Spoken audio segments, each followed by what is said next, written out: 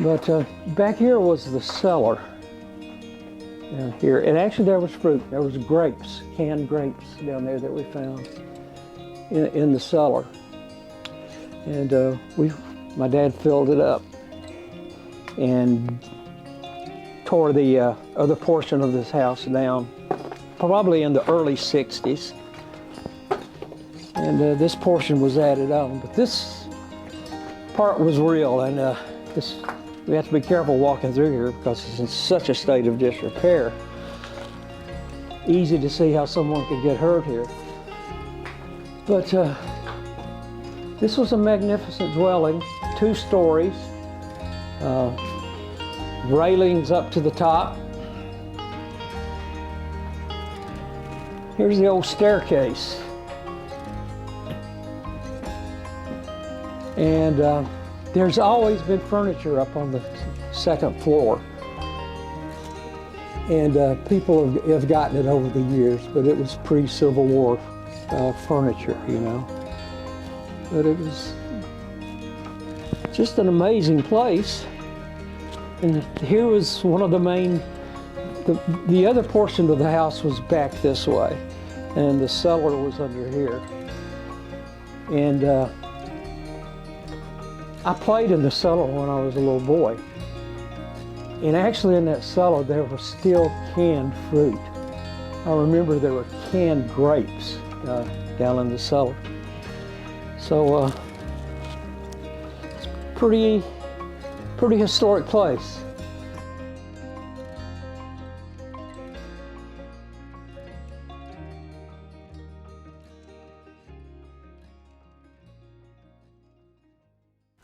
Coming up on Community Insider Spotlight on Public Safety, Sheriff Jackie Matheny recently met with County Corrections Partnership Committee and introduced the 7-week program being taught in all the 5th grade schools in Warren County, including L.C. Boyd Christian School and Covenant Academy.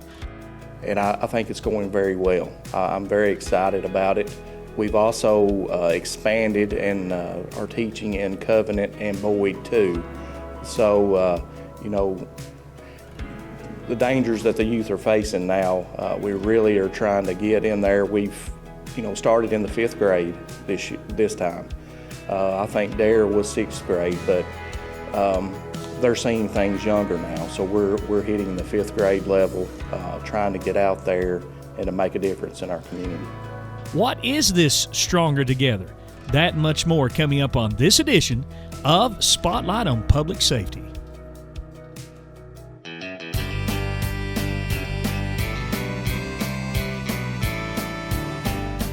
This highway leads me back to town.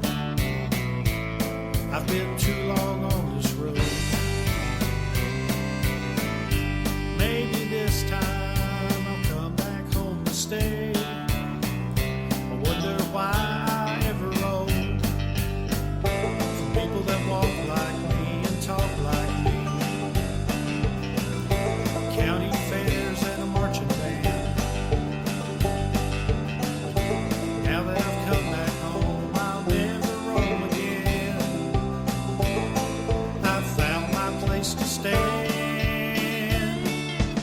I'll take any road that gets me back home. Just give me the word to go, and I'll live out my life there on the Merry Fork, there in the shadow of the blood. There's more to our identity than our DNA. It's not just our genealogy that makes us who we are. It's not just the environment we grew up in, but it's the land we walked on as children, as parents. My daughter, when she was little, played in these leaves with my mother, her granny, holding her hand. The land makes us who we are as much as anything.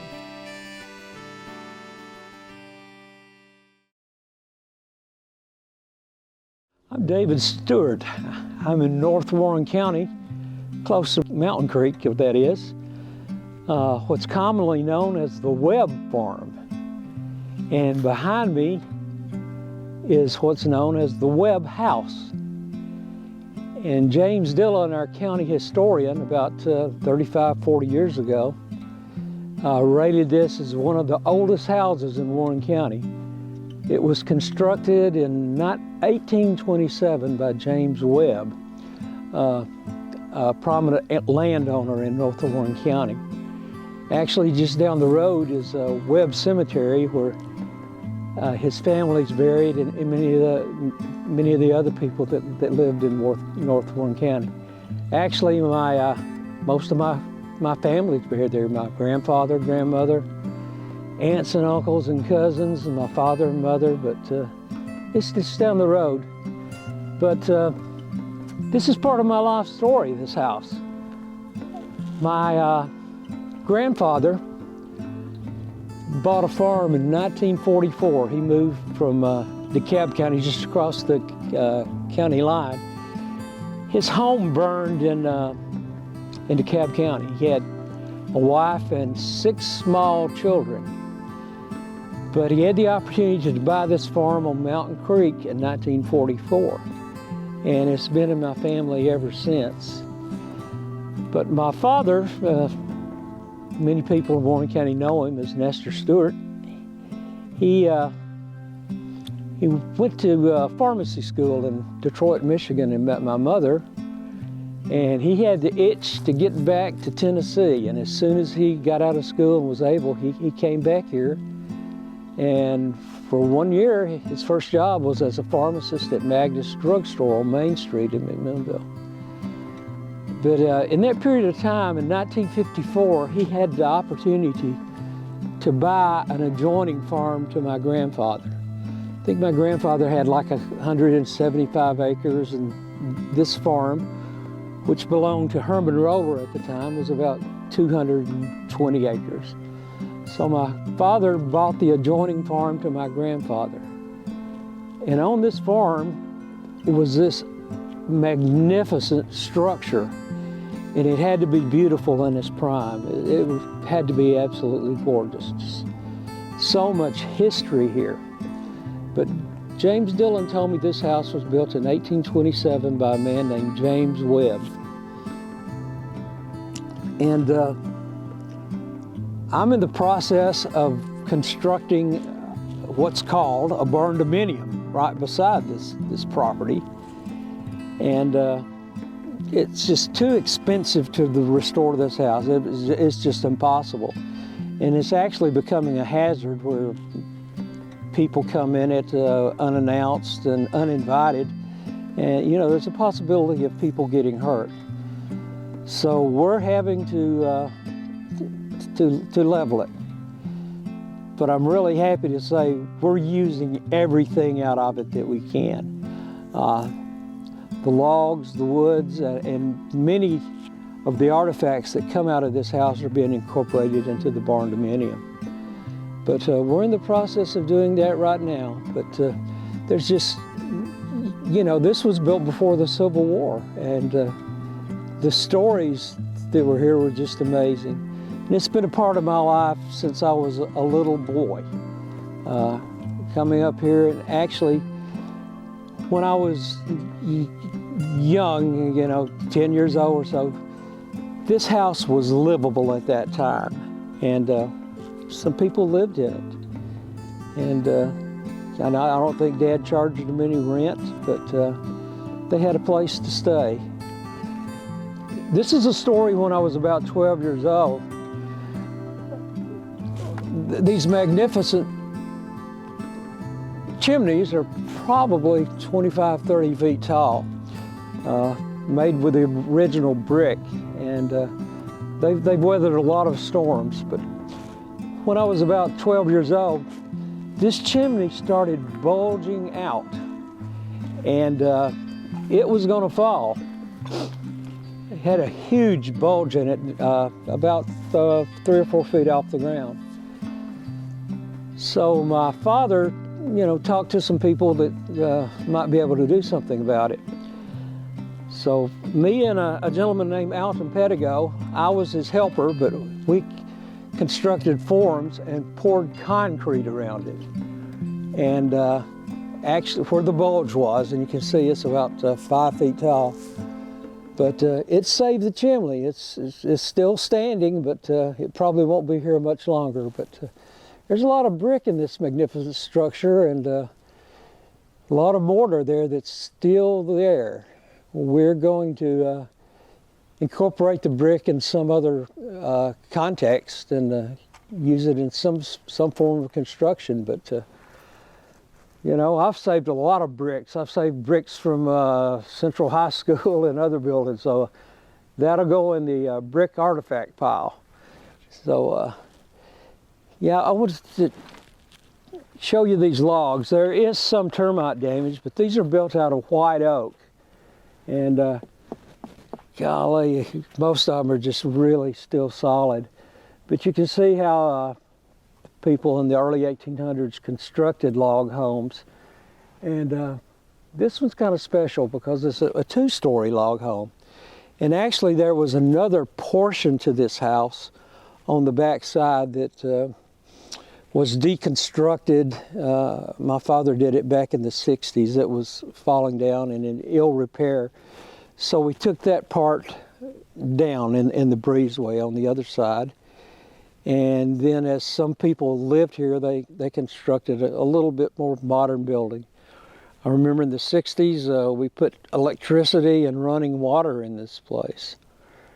There's an old well that's still active right behind it, but you see how it's hewn, you know, dovetailed in there.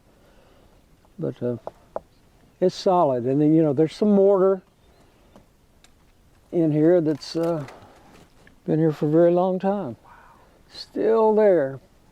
But the stories this place could tell, you know, during the Civil War, and our county was divided north and south, and particularly in the north part of Warren County, there were a lot of loyal Unionists in this part of the country. So, you know, it's true what they said about brother fighting against brother. And I do a lot of genealogy on my ancestors, and actually on my mother's side, on my grandfather's side, William Henry Harrison was an ancestor of mine. And I found pension papers where I guess it would be my third or fourth great grandmother got a pension where he was killed in the Civil War at a place called Rock Springs.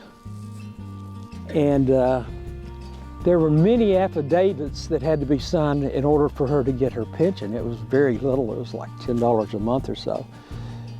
But the other people in the Union Army signed the affidavits, and this is how bad it was.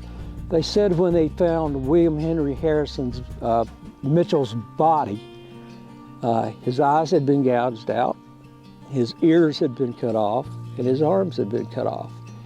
And I read that in several affidavits, but it was in North Warren County. He was in the Union Army, and it was very striking to me when it said in the affidavits, he said it was very derogatory toward the rebels. They called them rebels that had done that. But you know, in North Warren County, there's just a lot of history, and up on Mountain Creek. But back here was the cellar down here. And actually there was fruit. There was grapes, canned grapes down there that we found in the cellar. And my dad filled it up and tore the other portion of this house down, probably in the early 60s. And this portion was added on, but this part was real, and we have to be careful walking through here because it's in such a state of disrepair. Easy to see how someone could get hurt here. But this was a magnificent dwelling, 2 stories, railings up to the top. Here's the old staircase. And there's always been furniture up on the second floor. And people have gotten it over the years, but it was pre-Civil War furniture, you know. But it was just an amazing place. And here was one of the main, the other portion of the house was back this way, and the cellar was under here. And I played in the cellar when I was a little boy.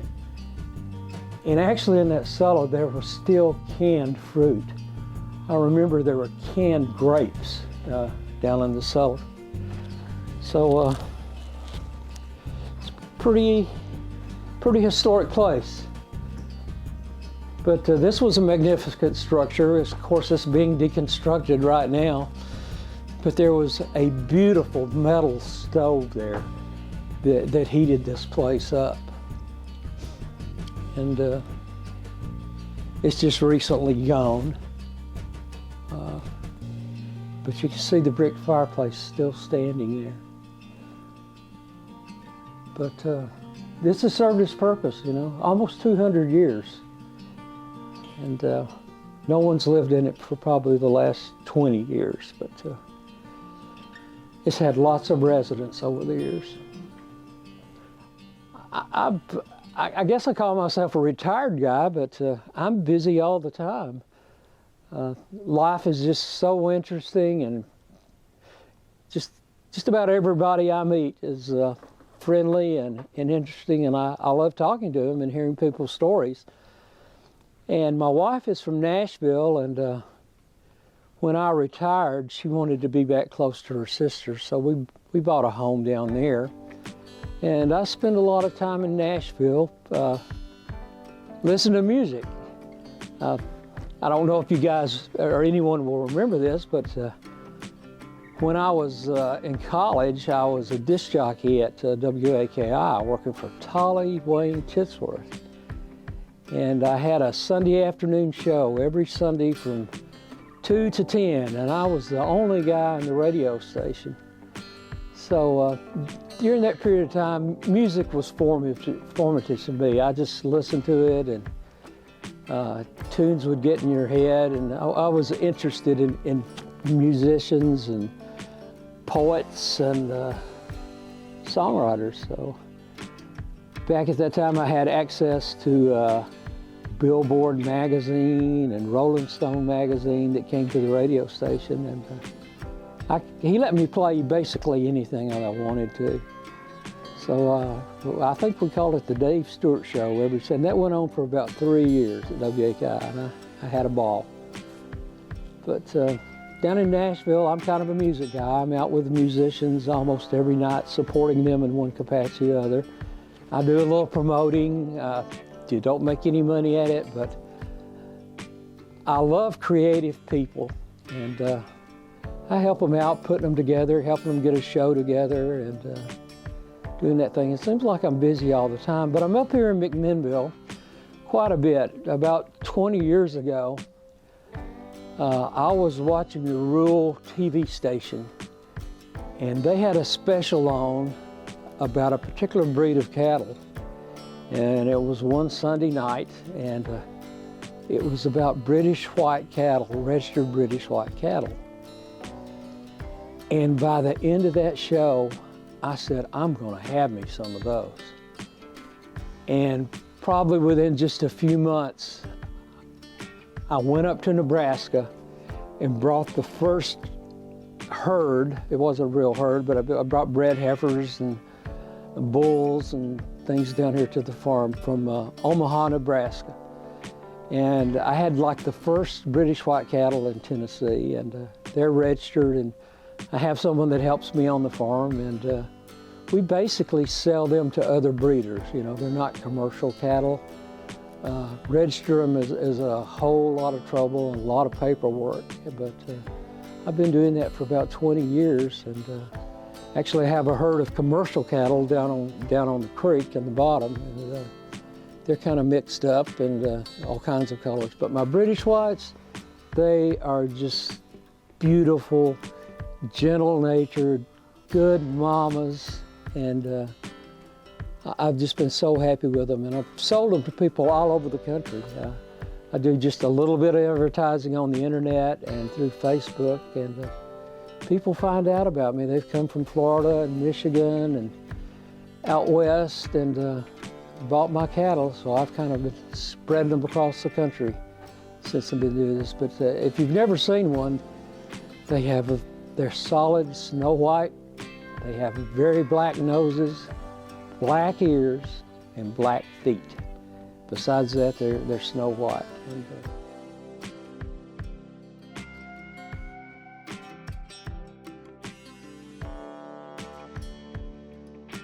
you know, I enjoyed being a pharmacist and probably helped a lot of people. I hope I did, but this is peaceful out here. In our modern society, with all the knowledge and everything that's expected of you,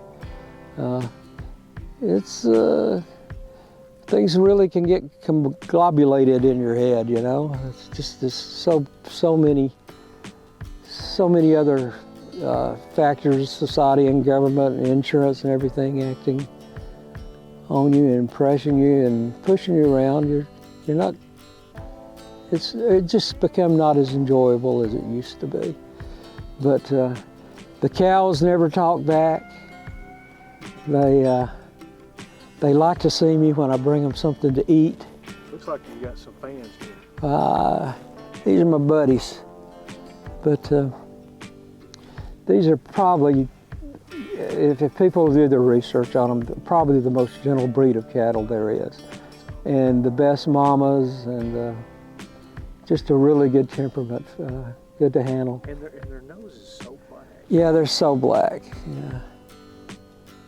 Registered British White. They come from a British breed of cattle called park cattle, and things just got more refined and selective breeding over the years.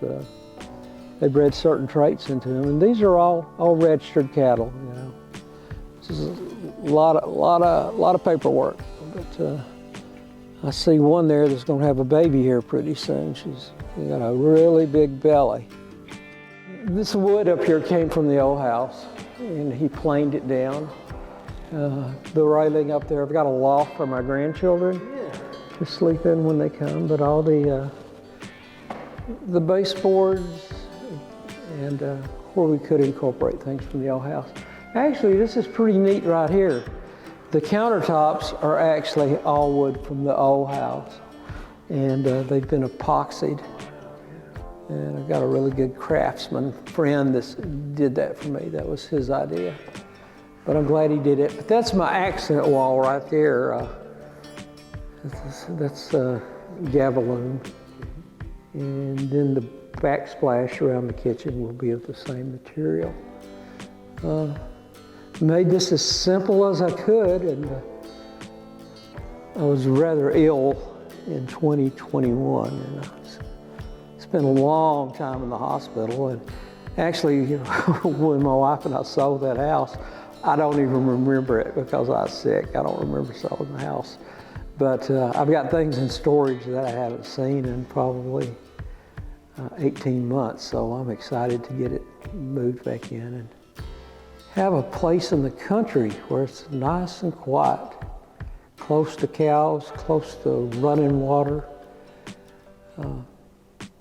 This is where I have a lot of memories. I know almost every rock, every up and down hill, every little swag within about 320 acres out here. So.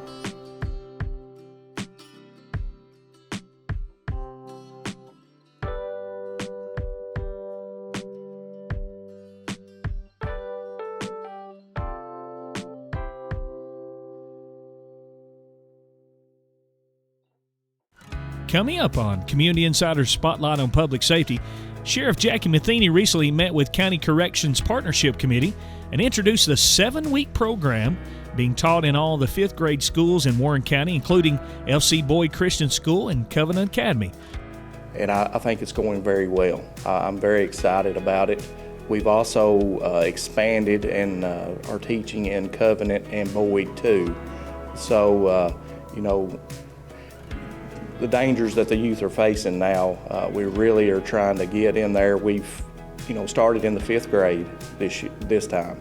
I think Dare was 6th grade, but they're seeing things younger now. So we're hitting the 5th grade level, trying to get out there and to make a difference in our community. What is this Stronger Together? That and much more coming up on this edition of Spotlight on Public Safety.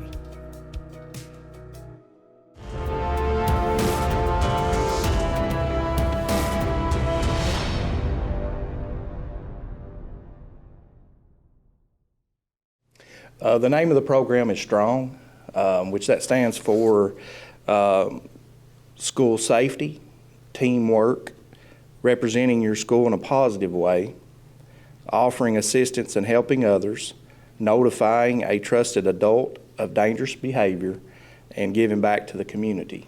You know, Jonathan, if we're strong together and we work together, we can make a difference. And that's the message that I want to teach our youth.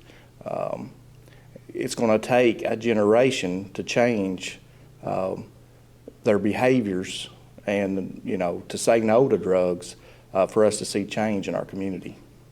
And so do you have school resource officers that's doing this? How are you handling that? School resource officers are teaching the curriculum in the schools right now, in which starting next school year, I'm going to be more heavily involved and help teach certain sections of these classes.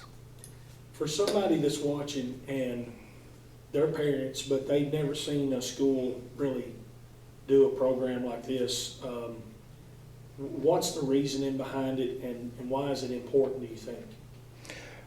Well, there's no doubt that we have drugs in our school system, and we want to educate our youth about what the dangers that they're going to see. It used to, we would show pictures of people and their teeth would be rotted or something like that, but the danger now is that you can die. One time, we're running into fentanyl. I had to deal with a 12-year-old that is using fentanyl. It breaks your heart, 12-year-old. I mean, that's what we're seeing in our community. And there's more dangerous drugs on the horizon that are coming down the path that are even more dangerous than fentanyl. And we're going to see a lot more people. We're seeing overdoses that are happening on a daily basis. We're going to see a whole lot more deaths.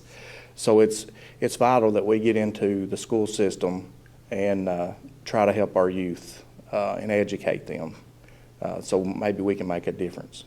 How's been the rapport from the elementary staff, the teachers, stuff like that? Have they been receptive?